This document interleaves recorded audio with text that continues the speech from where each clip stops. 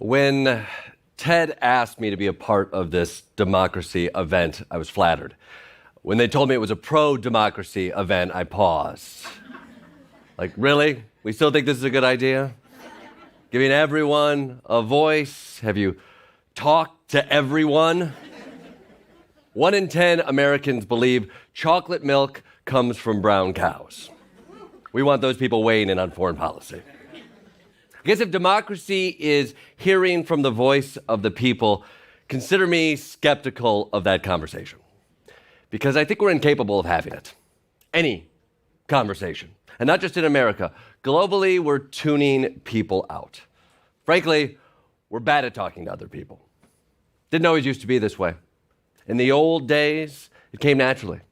We would talk to folks, we would negotiate over food or childcare, so your kid didn't get eaten by a bear or run off and invent fire.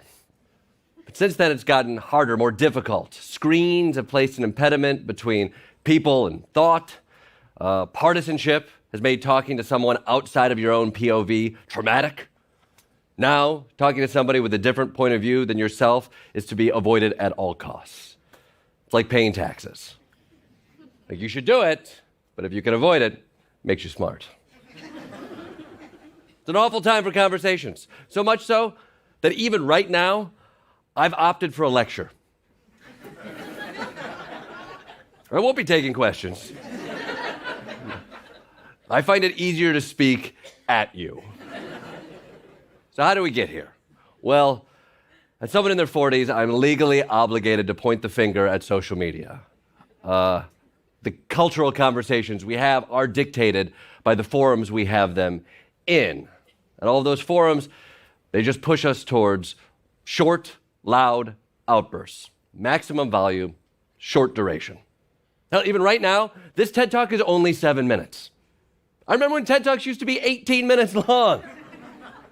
Now you have to communicate the economics behind climate catastrophe and the time it takes for a potty break. Not great, guys.